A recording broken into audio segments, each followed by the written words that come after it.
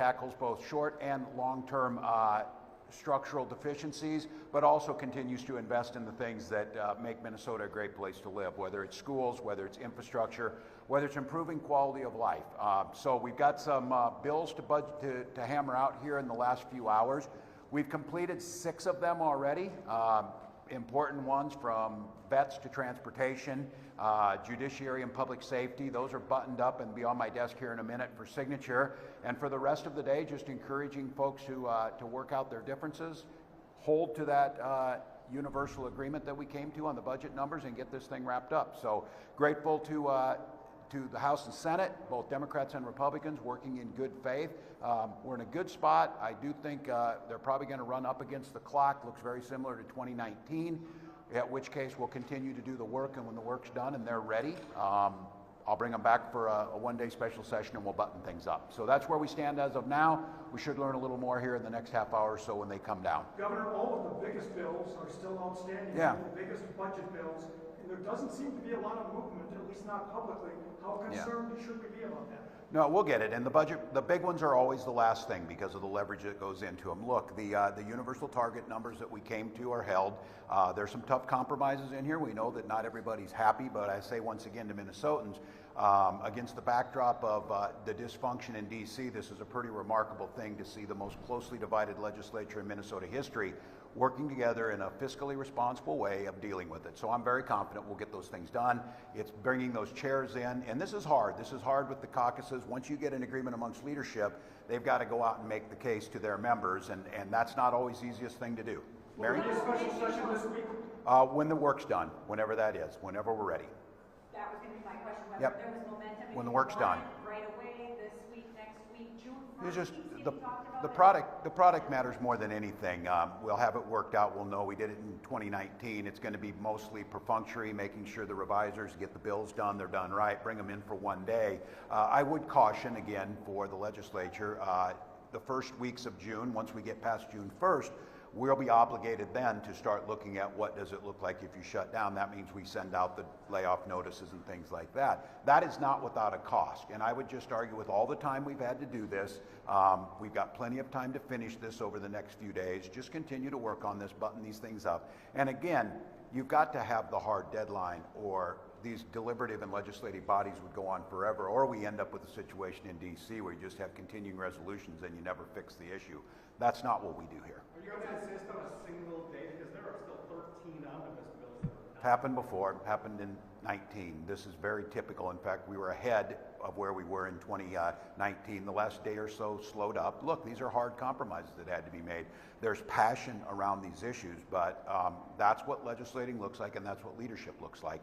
Folks who come here, you've got to cast the hard votes. You're not going to get everything you want. Those things can button up very quickly. There's just some, it's around the big issues, so you keep the budget bills open so the big issues are still being discussed. It sounds like you would want, though, before you call the one-day special session, all of the bills to be Yes, it'll be done. Settled behind the scenes, and then you call them back when they're ready to be passed? That's correct. That's correct. That's what we the documented health care, where does that stand?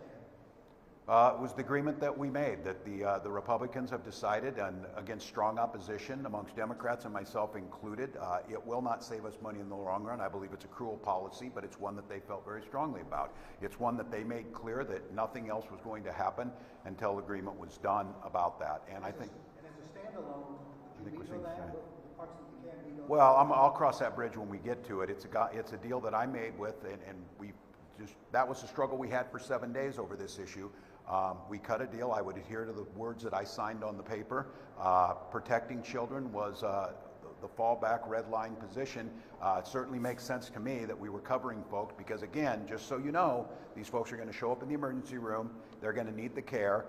We are obligated by federal law to provide that care, and the hospital absorbs the cost, which they pass on to everyone else. It makes more sense, both humanely, fiscally, or responsibly, to get this care in the front end. But that's not the deal that was made, so we'll continue to honor what we made. Governor, can you clarify just a few points?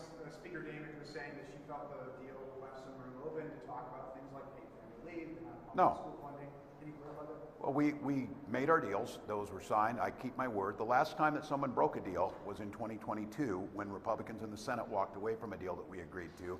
And in that year, we didn't get the things done we needed to. So I signed my name to a deal. We all signed them on there. Those issues were discussed ahead of time, knowing that they were going to be the sticking points for some of their members. That's what leadership does. So no, we're in a fine spot now. We should be wrapping these things up. They have to socialize it with their members, and that's always a bit of a challenge.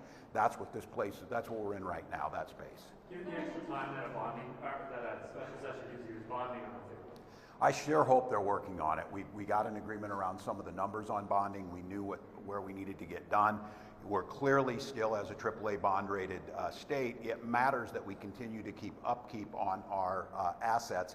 And this is one, of course, where Senate Republicans are going to be helpful because we need the supermajority. And even last week, I was talking to Senator Johnson about this, the need to get this done, and I think it was very positive. So a bonding bill certainly should be a part of this final deal. Governor, is there any conversation about keeping immigrant adults who have Minnesota Care Common program, or is that all buttoned up?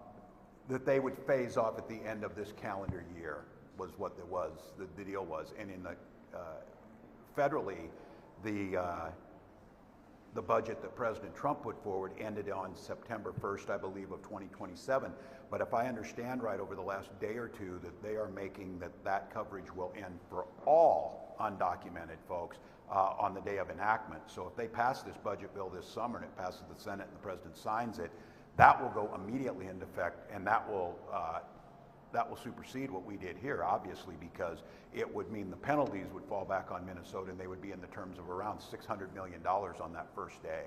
What do you plan to tell lawmakers when you go into this meeting right now? What do you plan to tell them? Yeah, finish this thing up now. We got the deal. Bring it in. This is incredibly, and I would say this, I think every one of them should be very proud of what we did. This is very challenging against the federal backdrop we're against.